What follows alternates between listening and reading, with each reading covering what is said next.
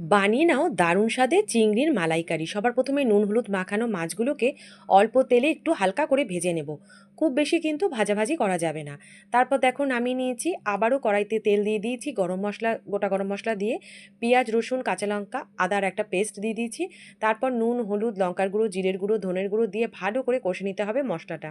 ভালো করে একটু ঢাকা চাপা দিয়ে কষে নেব। কিছুক্ষণ পর ঢাকনা খুলে দিয়ে দিচ্ছি একটা বড় সাইজের টমেটো বাটা। টমেটো বাটাটা দিয়েও ভালো করে একটু নাড়াচাড়া করে নিতে হবে। তারপর দিয়ে দিচ্ছি কাশ্মীরি লঙ্কার গুঁড়ো রঙের জন্য, সামান্য একটু চিনি, টমেটোটা দিয়েছি বলে যাতে স্বাদ ব্যালেন্সটা হয়। তারপরে আবারও নাড়াচাড়া করে একটা কচি নারকেল কিন্তু আমি মিক্সিতে বেটে রেখেছিলাম, সেটা দিয়ে ভালো করে নাড়াচাড়া করতে হবে ঢাকা চাপা দিয়ে। বেশ কিছুক্ষণ ঢাকা চাপা দিয়ে নাড়াচাড়া করে নিয়ে দিয়ে দিতে হবে হালকা ভেজে রাখা মাছগুলো, মানে চিংড়ি মাছগুলো। তারপরে একটু নাড়াচাড়া করে পরিমাণ মতো জল দিয়ে দিতে হবে, জলটা ভালো করে ফুটিয়ে নিতে হবে। দেখতেই পাচ্ছ। তারপরে উপর থেকে গোটা কাঁচা লঙ্কা দিলেই ব্যাস তৈরি দারুণ স্বাদে